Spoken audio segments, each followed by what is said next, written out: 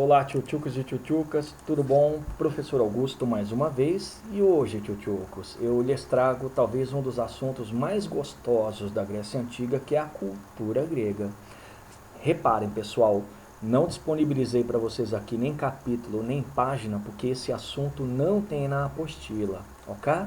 Eu, na real, juntei tudo aquilo que vocês sabem da cultura grega ou vão saber sobre a cultura grega, vindo lá da aula de filosofia, vindo também da aula de literatura, da aula de artes. Então o que eu fiz foi juntar alguns desses elementos culturais da Grécia Antiga numa única aula para trabalhar.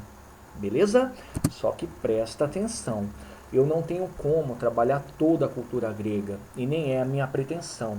Eu estou destacando pelo menos 3 pontos dessa cultura que são largamente cobrados em vestibulares, tá certo?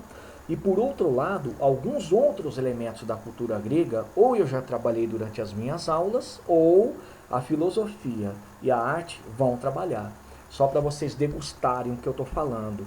A arte, com toda certeza, vai trabalhar a arquitetura grega, a escultura grega, a pintura grega. E desses três, dois merecem atenção. Vou dar só uma pincelada. A escultura, de forma muito interessante, a escultura grega, ela sempre foi humanizada. Quando eu falo humanizada, é que eles tinham um capricho muito grande por representar fielmente aquilo que é o ser humano. Então a gente fala humanizada ou fala também que é humanística, porque as esculturas elas trabalhavam o ser humano, beleza? A arquitetura. A arquitetura ela é muito famosa pela sua monumentalidade. E os gregos eles tinham o costume de erguer templos. E o que é marca registrada quando eu falo da arquitetura grega, leia-se templos, por exemplo, são as colunas. Vocês já devem ter ouvido falar das colunas Jônia, Dória, Coríntia. Elas são estilos de arquitetura grega, beleza? O que eu já falei, por exemplo, na minha aula, eu falei muito da poesia grega.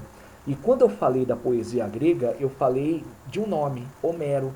O Homero, pessoal, ele foi um aedo ou um aedo. Quem é ele? Ele é um poeta. Ele se preocupava em narrar histórias da cultura grega. E o Homero, como aedo ou aedo, como poeta, ele foi muito famoso porque ele se preocupou em narrar lendas, narrar assuntos épicos. E quem é que não lembra de eu ter comentado, inclusive, de Ilíada e Odisseia? Dois grandes contos que falam sobre a Guerra de Troia, que falam sobre a Grécia no período homérico também. Tá legal? Eu falei, todo mundo há de lembrar, sobre a história. E quando eu falei da história, eu disse para vocês que o povo grego ele tinha muito essa preocupação de contar a sua história. Só que quando ele contava muito para se enaltecer, para se valorizar. E o grande pai da história como disciplina ou como rigor de narrativa é o nosso querido e não menos importante Heródoto. O Heródoto, pessoal, ele escreveu um livro chamado História. Ele narrou aquilo que aconteceu durante as guerras médicas. Então, por isso, ele já é colocado aqui como sendo aquele a valorizar a história grega, a cultura grega. Tá legal? E para agora, pessoal, o que eu vou trabalhar como destaque são a religião, o teatro e a filosofia. Tá certo? Então, depois desse apanhadão, vamos começar direto e reto com a religião. Tchutchucos, grande coisa para vocês fazerem seria assistir a filmes ou documentários sobre a religião grega, tá? Eu gosto muito de filmes porque são mais próximos de vocês. E aí eu destaco alguns que todo mundo deve ter ouvido falar ou já deve ter assistido. A série Percy Jackson, como livro e como filme. Um outro, Imortais 1 e 2. E um terceiro filme que pode mostrar bastante da religião grega para vocês é o filme Helena de Troia. Tá legal? Agora, o que é básico da religião grega? A religião grega, tchutchucos, a gente tem que começar destacando que ela era baseada em cultos locais. O que significa isso? Significa que cada cidade-estado tinha o seu deus ou a sua deusa preferida. Era aquele ou aquela que protegia a cidade. E uma coisa interessante é que esses cultos feitos pelas cidades-estados envolvia oferendas, envolvia festivais, sacrifícios, tá legal? Então pensa lá. Atenas, ela tinha uma deusa protetora que é Palas Atena, ou Atenas, pode colocar no singular ou no plural, deusa da sabedoria. Esparta cultuava um deus chamado Ares, o deus da guerra. Olímpia gostava de cultuar Zeus, o deus dos deuses. Então isso é o culto local. Beleza? Outro ponto importante. A religião grega, ela era politeísta, isso todo mundo sabe. Eram vários deuses. Só que esses deuses, eles representavam ou elementos da natureza ou alguma coisa relacionada a sentimento. E o mais legal, que é o que todo mundo há de lembrar, é que eles eram antropomórficos. O que é isso aí? Eles tinham aparência humana. A diferença de um deus para um ser humano é a imortalidade, eram superpoderes. E dentre todos os deuses, os mais conhecidos, que eu tenho certeza também que todo mundo já ouviu falar, são esses aqui. Os deuses do Olimpo e os deuses velhos. Eu vou começar pelos do Olimpo, que eram os mais carismáticos, são os que vocês conhecem. Eles são deuses dos fundamentais, eram entre 11 e 12. E quando eu falo de fundamentais é porque eles eram mais queridos. E habitavam, segundo a crença deles, o Monte Olimpo, que ficava ali na cidade de Olímpia. Olha lá para a imagem, vocês vão reconhecer alguns, eu vou trabalhar alguns também. Zeus, o deus dos deuses, e o mais interessante como deus dos deuses, pessoal, é a mensagem que ele passa, a imagem que ele passa.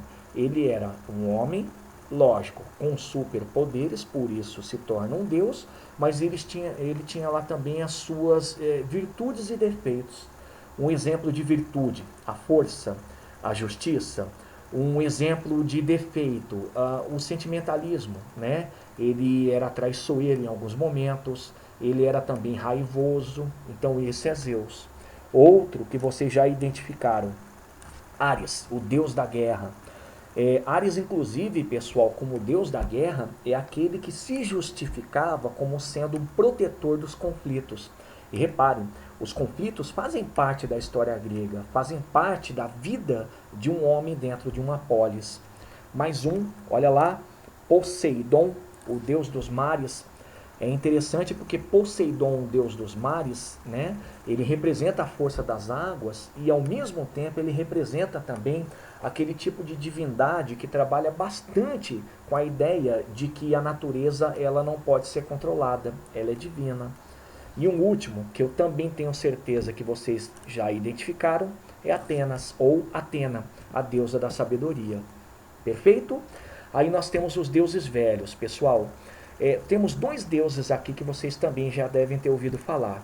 Gaia, a mãe terra, e Cronos, o deus do tempo. Deuses velhos, pessoal, porque eles foram os primeiros, eles foram os criadores. Agora, olhando para essas imagens, vocês vão perceber que, lógico, todos têm essa característica antropomórfica. Entenderam? E olha só que coisa nova que eu coloquei para vocês, os heróis. Galera, a história da mitologia grega, ela sempre está permeada por heróis. Quem eram os heróis? Os heróis, pessoal, eles eram semideuses. Eram seres humanos que, lógico, descendiam de seres normais, humanos e deuses, mas tinham superpoderes. Eles conseguiram, de certa forma, superar a condição humana. Aqui vocês podem reparar a representação de Heracles ou Hércules. Boa! Você tem também Teseu. Você tem também, por exemplo, Paris e vários outros. Apesar de Paris ser troiano, ele pode fazer parte também como herói em algumas cidades gregas, tá certo? Então esse é o panteão da mitologia grega, ou, para vocês, o panteão da religião grega. Continuando, pessoal, a religião grega também, ela tem muito da questão dos cultos que podiam ser ou familiares ou públicos. Mas atenção, os cultos dentro da religião grega, pessoal, não seguiam rito, não seguiam um livro sagrado, e na verdade eram cultos em que as pessoas faziam oferendas, faziam festivais ou sacrifícios aos deuses, sempre querendo alguma coisa em troca. Então vamos lá como exemplo. Uma família faz uma oração, um culto, uma oferenda ou um sacrifício à deusa do conhecimento Atena ou Atenas para receber de forma até muito em troca essa questão do conhecimento, da sapiência. Um homem fazia uma oferenda a Ares antes do conflito para obter vitória. Você tinha lá também mulheres que faziam muitas oferendas ou sacrifícios a Afrodite. Para quê? Para conseguir ter filhos, para conseguir a fertilidade. Então sempre havia essa troca, tá certo? No caso dos cultos familiares, eu até comentei agora dando exemplos, os cultos, como o nome diz, eram feitos na família. E o pai, ele assumia a função de, aspas, sacerdote. Ele era o condutor daquela oferenda, tá legal? Ou do sacrifício, ou da festividade. Já os públicos, pessoal, eles podiam ser ou oráculos, e todo mundo sabe que os oráculos eram pitonisas que falavam em nome de Dionísio, né? Então o oráculo ele servia como se fosse um jogo de perguntas e respostas, legal? Ou os públicos também podiam ser em formas de festivais, festas, ou as hecatombes, que eram sacrifícios coletivos, beleza? Eu falo muito dos festivais como tendo mais importância porque eram feitas dentro de uma cidade-estado e todos aqueles que moravam nas cidades-estados faziam ou participavam, beleza? E para finalizar, pessoal, a religião ela comportava jogos esportivos. Os jogos esportivos eles eram praticados entre os membros de uma polis ou atletas de uma polis como maneira de homenagear os deuses. Então pensa aqui, aquele atleta ou aquela pessoa ou aquele cidadão que praticava um determinado jogo em forma de competição, ele estava tentando se superar como ser humano, se aproximando da condição de herói, se aproximando da condição de semideus, e com isso eles estavam homenageando os deuses. Legal? O que nós temos de importante nesses jogos esportivos? Primeiro, o mais famoso acontecia em Olímpia e recebeu o nome de Olimpíada. Segundo, os jogos esportivos geralmente eram praticados de 4 em 4 anos, escolhendo uma cidade como sede. Terceiro, era um momento de paz. Enquanto acontecessem os jogos esportivos, as guerras eram suspensas, as rivalidades militares ou políticas também. E o último detalhe interessante, os jogos esportivos eram tão somente praticados pelos homens. As mulheres não podiam praticar, as mulheres só assistiam. E quais eram as modalidades? Eram várias, dentre as que mais se destacavam a maratona, a corrida de 42 quilômetros ou 43 quilômetros, uma homenagem à batalha de Maratona, e temos também a pandecta. A pandecta era a luta, é como se hoje fosse a luta greco-romana. Beleza? Então essa é a religião. Vamos olhar o teatro? Galera, o teatro merece uma atenção importante dentro da cultura grega. Por quê? Porque o teatro, quando se consolidou, ele passou a ser uma forma de educação. Além da educação informal, que é a educação feita na família, ou formal, que era feita na academia ou nas escolas, o teatro também era uma maneira de educação. Era uma educação coletiva, uma educação, digamos, cidadã. Agora, nem tudo são flores, né? No começo, o teatro era, na verdade, um conjunto de festas feitas a Dionísio, que é o deus da bebida, o deus das festividades, né? Mas a partir do momento em que as polis nasceram e a filosofia começou a ser divulgada, o teatro se tornou essa educação. Como é que a coisa funcionava? O teatro geralmente eram feitos em encenações em anfiteatros. Eu trouxe um exemplo para vocês aqui, ó. Isso é um anfiteatro grego típico, em formato de ferradura, estão vendo? Uma arquibancada, lembrando muito o que vocês hoje conhecem como estádios de futebol. E aqui no fundo, tchutchucos, o palco. E pode reparar que o palco, ele representa uma construção na polis. Os atores geralmente ficavam aqui, tá certo? Outra coisa interessante, o teatro, pessoal, eles eram encenações feitas só por atores. Não tinham atrizes, eram só homens. E geralmente eles usavam máscaras feitas de linho, cada qual representando um personagem ou um conjunto de. E o que é interessante é que as máscaras, pessoal, inclusive faziam com que os atores representassem personagens femininas. Então não é errado falar que os atores do teatro grego foram os primeiros drag queens da história, tá certo? E os figurinos? Os figurinos, pessoal, eles são interessantes porque eles compunham todas as encenações e eram variados tantos quanto a presença de máscaras. Então você tinha lá o figurino para um político, o figurino para um guerreiro, o figurino por uma mulher. Então essa variedade de figurinos junto às máscaras conferiam às encenações um caráter muito de realidade. E como eu disse, isso era uma forma de educação. Boa? Os tipos. Quais eram os estilos de teatro? A tragédia, e geralmente a tragédia, pessoal, eram encenações de crítica ao homem. Criticava-se o homem que era imperfeito, o homem que era corrupto, o homem que não sabia lidar com os seus sentimentos. E o exemplo de uma obra famosa que tanto trabalhou com isso foi Édipo Rei, de um autor clássico chamado Sófocles. O Édipo Rei eu acho que vocês já ouviram falar. É aquele rapaz que durante a vida só passou por perrengues, né? Casou com a própria mãe e não sabia, matou o próprio pai num acesso de fúria, acabou furando os olhos quando percebeu que estava sempre passando por tragédias porque não conseguia se entender como homem e por aí vai. E o outro estilo de teatro, tchutchucos e tchutchucas, era a comédia. E a comédia geralmente era uma crítica política. Era uma crítica não só em caráter reflexivo, mas também no caráter de educação propriamente dito, tentando demonstrar como se faz a boa política, como se identifica um mal político. Legal? A peça mais famosa quando se fala de comédia são as Rãs, de um autor chamado Aristófanes. E as Rãs discute muito a questão do desvio e da corrupção política. Legal? Então esse é o teatro. Resumindo, o teatro é uma forma de educação, mas cuidado, só se torna uma forma de educação quando as polis e a filosofia se consolidam. Beleza? Tchutchucos, e o último destaque que eu dou para a cultura grega é a filosofia. Eu não vou aprofundar, eu vou relembrar com vocês alguns aspectos, porque esse é um assunto da matéria de filosofia. Mas o que a gente tem que relembrar? O nome filosofia, tchutchucos, numa tradução literal, significa amigo do conhecimento. E é legal porque quando se fala do amigo do conhecimento, identifica-se que a grande sacada da filosofia era superar o mito. Cuidado, tchutchucos, superar o mito, não é matar o mito. Tanto é que a filosofia, durante um certo tempo, ainda dialoga com os mitos, com as lendas.